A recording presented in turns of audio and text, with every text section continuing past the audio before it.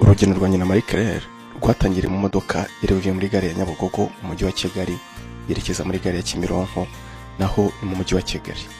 Icyo gihe nari nigiye muri gahunda zanjye zisanzwe z'akazi. Turi muri izi modoka nini zitwara abagenzi mu mujyi wa Kigali. Abanyakigali ni abantu badakunda kuganira nabo bataziranye. Muri icyo gihe rero usanga benshi bahugiye muri za telefone zabo, abandi bakagenda bitegereza ubwiza bw'uwo mujyi, mu gihe abandi babatekereza aho bazakura ubwishyu bw'amazu babamo n'ibindi. Nanjye ndimo ntekereza ibyanjye, ariko nza kuraranganya amaso mu bagenzi bari muri iyo modoka, bonamo wari wambaye nk'umubikira. Nabanje kugira n'umuyisilamu kuko bajya kwambara kimwe, cyangwa se akaba ndi wambaye nkabo ariko mbana n'umubikira.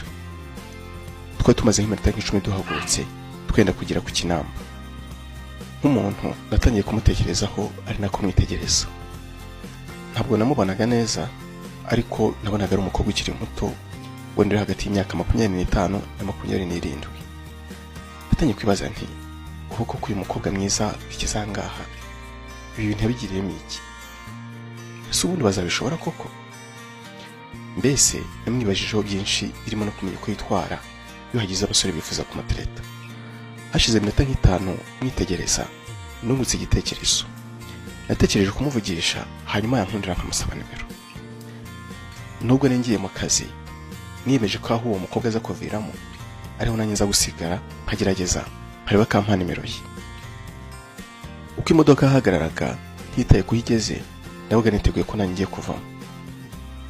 Tugeze ku Gishushu ubwo twari dusigaje iminota 15 ngo tugere muri gare ya Kimironko, aho twese twari kuviramo. Hari umuntu twari twicaranye wari ugiye gusohoka, noneho asaba kumuha akanya ngo atambuke. Namuviriye mu nzira, amaze gutambuka kongera gutambuka undi ushaka kwicara aho uwo nguwo yari yicaye. Amaze kwicara noneho nende yicara, nongera guhanga amaso kuri wa mukobwa. Ndebye aho arahagaze wara ntaho hari. Ndebye hafi yaho naho ndamubura. Ese ntikeza ko asohotse kandi imodoka irahagurutse igiye. Nese nkomanga munanye nsohoke, abantu batangiye kwitotomba ngo kuki ntasohotse kare. Na shoferi aritonganya ngo ntahagarara, ariko mabwira ko ntinamenye ko abo ngaho ariho ku Gishushu, ko nasabye umuntu kuza kumbwira ko tuhageze nawe akabyibagirwa. Shoferi yagezeho arahagarara, nendwana no kwihuta mvamo, natekereza ko nshobora gusanga wa mukobwa ncitse. Ariko ngeze mu muryango usohoka mbona wa mubikira aracyari mu modoka, ahubwo ni umuntu wari wamukingirije, kandi shoferi we yararimo ambwira ngo nisohoke bigendere. Ndabuze ubwasubirayo bwasohoka, ariko nza gusanga nta kundi nyine ngomba gusohoka kuko n'abandi bagenzi bari mu bitonganya. Ntabwo ni kugenda n'amaguru nsanga iyo modoka igihari, cyangwa se umenye aho umukobwa aza kuvira. Kandi nta n'indi modoka ni kubona mu buryo bworoshye, uretse ko nayo nta kamaro kanini ari kumarira kuko ibigenda nyine hagarara mu nzira. Uburyo bwonyine bwari busigaye ni ugutega moto. Ese mpagarika umumotari nari mbonye, mubwira ko hari imodoka shaka kwakurikira kuko nayibagiramo ibintu. Abamotari iyo bumvise ko hari ikibazo ugize baguca amafaranga rwose nta kwikanga.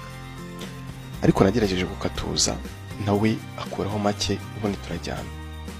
Mu nzira uwo mumotari yambajije niba nibutse kureba plaque y'iyo modoka, ariko mubwira ko nabyibutse yarenze. Nawe si ukwiruka arusha ambulance. Tugeze ahitwa kwa Rando hafi ya Stade Amahoro nibwo twabonye iyo modoka ihagurutse, maze ndatekereza nti ubasanga n'abasohotse. Nuko ndaranganya amaso mu bantu bari babivuyemo, mbona ntawe urimo. Uwo mumotari we yashakaga kwishyikira igahagarara nkajyamo nkabona ko nkuramo ibintu byanjye, namubeshyaga ko nibagiriwemo. Ariko namubwiye ko ntaho bitwara kuko ari umuzigo ko nkukuriramo muri gare.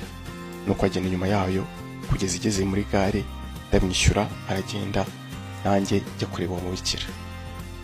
Nahagaze hafi y'iyo modoka ntegereza ko asohoka, ariko ntababeshye ntafite ubwoba pe. Ndimo ntekereza ukunza kumubwira nibaza kwemera kunsuhuza cyangwa se kumvugisha, nanatekereza ko ashobora kunyumvira ubusa. Uwo mubikira rero yaje gusohoka, ndamugenda inyuma, mugize ndamubwira nti wiriwe neza. Yego, gusa nabashakaga. Ni amahoro sunshakira. Ese ko mbona wagira ngo haraho nkuzi? Ndabona amaso ataraye. Nanjye nahoze muri iyo modoka. niwe wari kuviramo ku Gishushu. none se ugeze aho ute? nasanze nabwo nibeshye nari kuviramo aha ngaha, ahubwo uwo muntu yaransabye ko ningera ku Gishushu mubwira akambwira aho nza kuviramo, ngira ngo rero niho mviramo. Ihangane, none se uri kujya ahagana he? harya ubu ndahibuka, ndumva ntibuka neza uko hitwa, ariko ni nabyanditse reka mbirebe. Nuko nirebesha muri telefone, ubundi ndamubwira nti naho biti Masoro kwa Nayinzira, none se waba uhazi ngo ndangire? Yego ndahazi, izi modoka ubona niho zijya. Mu by'ukuri imodoka yanyerekaga nari nzizi ndetse hari kumurusha.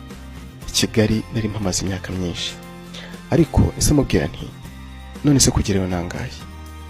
Sinibuka neza igiciro, ariko ndumva atarenga 300.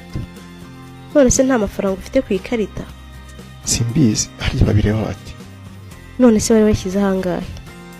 Ninashyize 1000.